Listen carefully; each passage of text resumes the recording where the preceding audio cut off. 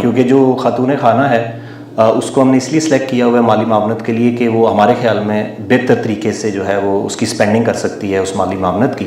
تو یہ 93 لاکھ خاندان یا 1 کروڑ کے تقریباً قریب خاندان ہیں جو اس پروگرام سے مستفید ہو رہے ہیں. اچھا، بہت سارے لوگ کہتے ہیں کہ یہ اس سے کنٹریبیوشن کیا ہو رہی ہے، غربت واقعی میں پاکستان میں ختم ہوئی کہ نہیں ہوئی؟ تو آپ کے خیال میں اس پروگرام میں خرچہ کتنا آتا ہے اور اس خرچے کا کوئی واقعی میں از اٹ ورتھ اٹ، مطلب کہ یہ پروجیکٹ؟ دیکھیں بڑا اچھا سوال ہے آپ کا. ہمارا اس وقت جو سالانہ بجٹ ہے وہ تقریباً 471 ارب روپے ہے. 471 ارب؟ جی، کافی بڑی اماؤنٹ ہے. اس میں بیسیکلی جس طرح میں نے کہا کہ یہ بنیادی طور پہ ایک مالی معاونت کا پروگرام ہے. غربت جو ہے وہ چند دنوں سے یا چند انٹرونشن سے یا چند مخصوص پروگراموں سے ختم نہیں کی جاتی. غربت ختم کرنے کے لیے آپ کو اکنامک گروتھ بھی چاہیے ملک میں، آپ کو ایسی اپرچونٹیز بھی چاہیے جن کے تھرو لوگ جو ہے ان لوگ اپرچونٹیز کو پارٹیسپیٹ کر کے پھر غربت سے نکلیں. یہ پروگرام بیسیکلی آپ یہ سمجھ لیں کہ جو انکم اور ایکسپینڈیچر کا جو گیپ ہوتا ہے، ہماری جو فیملیز ہیں جو سطح غربت سے نیچے گزار ہوتی ہیں، اس گیپ کو فل کرتا ہے.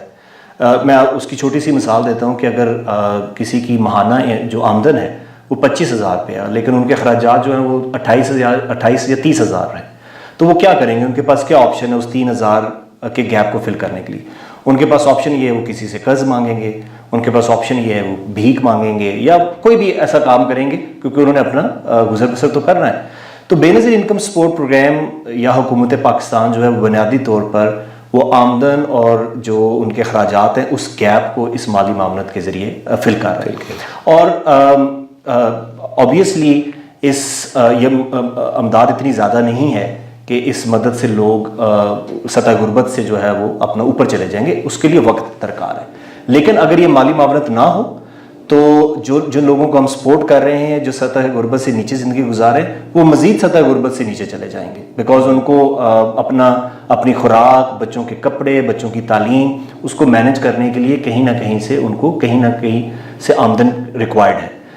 دوسری بات یہ ہے کہ یہ جو مالی معاونت جو ہم فراہم کر رہے ہیں یہ صرف آپ یہ نہ دیکھیں کہ جس خاتون خانوں کو مل رہی ہے اس کا کیا فائدہ ہے. یہ مالی معاونت لوکل اکانومی کو کنٹریبیوٹ کرتی ہے. یہ جو پیسہ ہم اپنی خاتون خانہ کے ہاتھ میں دیتے ہیں وہ خرچ کہاں پہ کرتی ہے؟ وہ خرچ کرتی ہے جا کے اپنی لوکل کریانہ کی شاپ پہ. تو وہاں پہ ایک اکنامک ایکٹیویٹی جنریٹ ہوتی ہے، اس کی ایک امپلائمنٹ جنریٹ ہوتی ہے. وہ لوکل کریانہ شاپ جو ہے وہ اپنے شہر کی ہول سیل شاپ کے اوپر جو ہے وہ پرچیزنگ کے لیے خرچ کرتے ہیں. تو یہ جب خاتون خانہ کے ہاتھ میں پیسہ جاتا ہے تو بیسیکلی آپ یہ کہیں کہ یہ لوکل اکانومی کو کنٹریبیوٹ کر رہا ہے. تو یہ 471 ارب روپیہ کسی مال میں خرچ نہیں ہو رہا، یہ لوکل اکانومی میں خرچ ہو رہا ہے. تو اس کی وجہ سے جو لوگ اکنامک ایکٹیویٹی جنریٹ ہوتی ہے اور سطح غربت سے نکلتے ہیں وہ اس کا ایک پلس پوائنٹ ہے.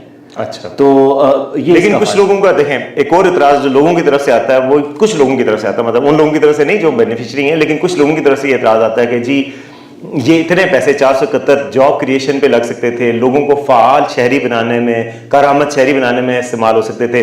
ان لوگوں کو ہم ایک عادی بنا رہے ہیں پیسوں کا، پے آؤٹس کا عادی بنا رہے ہیں بیسیکلی.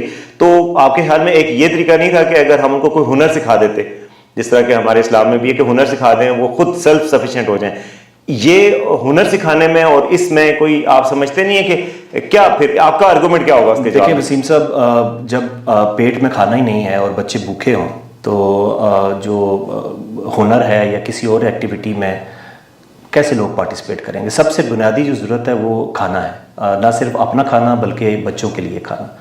تو جب تک آپ وہ ضرورت پوری نہیں کریں گے، کوئی بھی ہم بھی اگر ہمیں آپ اگر بھوکا رکھیں گے تو ہمیں آپ کہیں کہ جی آپ یہ ہنر سیکھیں یا کوئی اکنامک ایکٹیویٹی میں پارٹیسپیٹ کریں تو ہمارا دل ہی نہیں لگے گا اس میں. تو سب سے ضروری یہ ہے کہ سب سے پہلے ان کی غذا کی ضرورت کو پورا کیا جائے اور یہ پروگرام وہ کر رہا ہے. دوسرا، ہمارے ملک میں بے شمار ہنر کے پروگرام، بے شمار جو اکنامک ادر جو انیشیٹوز ہیں نوجوانوں کے لیے ڈفرینٹ پروگرامز وہ چل رہے ہیں اور چلتے رہے ہیں وقتاً فوقتاً.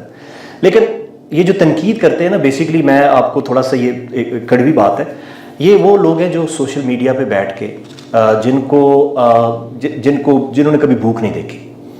آپ ان لوگوں سے پوچھیں، کیونکہ جن لوگوں کو ہم ڈیل کر رہے ہیں، جن لوگوں تک یہ مالی معاونت دے رہے ہیں، ان کی کوئی وائس نہیں ہے، ان کی کوئی آواز نہیں ہے، وہ اپنے کیس کو ڈیفینڈ نہیں کر سکتے. ان کا کیس ہم نے، آپ نے या हम जैसे लोगों ने ही डिफेंड करना है। और उनका केस हम इस तरीके से डिफेंड करते हैं कि हमारे बहुत सारे ख़ानदान ऐसे हैं वसीम साहब जिनको दिन में 3 टाइम खाना भी नहीं मिलता। मैं आपको और ये बात कभी कभी सोचते हुए मैं नींद भी नहीं आती कि मैंने ऐसी फैमिलियों के साथ भी इंटरेक्ट किया है जिनको जब हम पूछते हैं कि आप दिन में कितने टाइम खाना खाते हैं तो वो कहती हैं कि अगर हमारा बच्चा 1 से ज़्यादा रोटी मांग ले तो हम भूखे रहते हैं, यानी जो वालिदैन हैं उनके वो भूखे रहते हैं क्योंकि बच्चों का पेट हम पहले भरते हैं। अच्छा। तो और उन ख़वातीन को जो लंबी लंबी कतारों में खड़ी होके गर्मी में, सख्त सर्दी में, पहाड़ी इलाकों में भी आप जाएंगे बर्फबारी होगी, लेकिन हमारी कैश ग्रांट के लिए लंबी लंबी लाइनों में लगते हैं। तो इस कैश ग्रांट की, इस माली मामलत की अहमियत उनसे पूछनी चाहिए और उनसे पूछना चाहिए। मैं अक्सर बात ये कहता हूँ और ये लोग अक्सर कहते हैं कि जी आप इनसे बेकारी बना रहे हैं या उनको आदत डाल रहे हैं। देखिए हमारे मुल्क में बिजली के ऊपर सब्सिडी दी जाती है, हमारे मुल्क में गैस के ऊपर सब्सिडी दी जाती रही है और दी जाती है, पेट्रोल के ऊपर सब्सिडी दी जाती है और दी जाती रही है।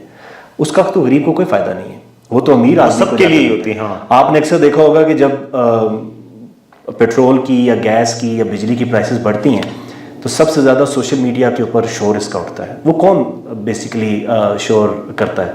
वो बेसिकली जो अपर मिडिल क्लास है, जो इफेक्ट हो रहे होते हैं, वो इफेक्ट हो रहे होते हैं ना। गरीब बंदे को तो आप बेशक पेट्रोल जितना मर्जी महंगा कर दें उसको कोई परवाह नहीं है, उसको पता है कि उसके पास तो साइकिल है, उसने तो यूज़ करनी नहीं है, उसके ऊपर इनडायरेक्ट असर पड़ता है इनडायरेक्ट असर पड़ता है। ट्रांसपोर्टेशन, गुड्स ट्रांसपोर्ट, उसके लिए बेसिकली उसके हाथ में डायरेक्ट कैश ट्रांसफर जो है वो पहुंचाना जरूरी है। यानी ये एक आप कहना चाह रहे हैं कि ये डायरेक्ट सब्सिडी है इनडायरेक्ट सब्सिडी के मुकाबले में, जो कि हमारे फॉर्मर कुछ वज़रा खजाना भी कहते रहे कि उसका फायदा कोई नहीं होता, अमीर लोग फायदा उठा जाते हैं। देखिए ना, अगर मैं छोटी सी मिसाल दे रहा हूँ कि अगर आटे पे आप सब्सिडी देते हैं तो वो तो हर बंदा खा रहे के लिए, लेकिन अगर आप आटा उसकी एक्चुअल प्राइस पे बेचें और जो बंदा इफेक्ट है यानी जो पूरे शब्द पूरा है गरीब है उसको आप वो सब्सिडी कैश की सूरत में दे दें। बिल्कुल।